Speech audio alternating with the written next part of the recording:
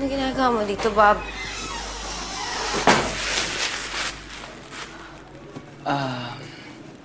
I was just around the area lang kasi. And tinanong ko lang itong tapat ninyo sa itong dalawang katabi ninyo kung for sale.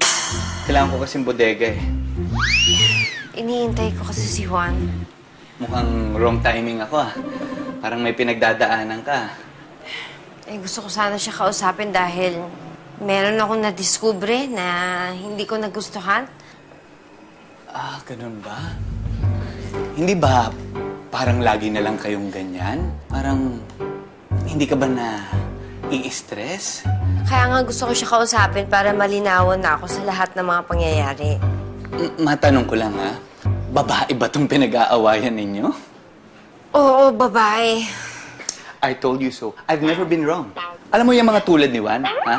Yan yung mga lalaking kailangan mangolekta ng babae. Para marami silang babae, para maramdaman nila yung feeling gwapo.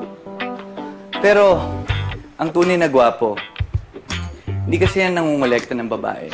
Isa lang babae niyan, kasi secured siya eh. Parang ako. Bob, pagsabihin mo nga yung kaibigan mo yan si Agatha.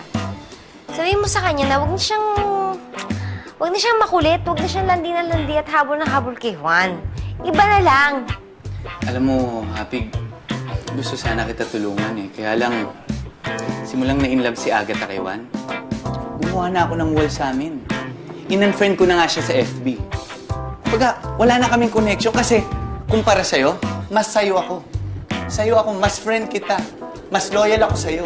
Ako sa'yo.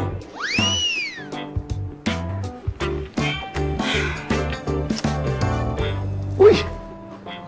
Grabe.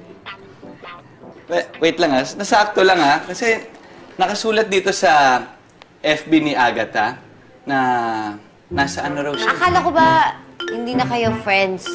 Nino? Ni Agatha. Agatha ba to? Kala ko may wall. Kala ko... Ay, pinakialaman na naman ni Clinton to. Kasi si Clinton crush nun si Agatha. So baka inano lang niya, baka finrend lang niya. Ay, naku, Clinton. Anyways, buti na lang, nabasa natin to. Kasi nakasulat, si Agatha ngayon, nasa car shop ni Juan. Ano?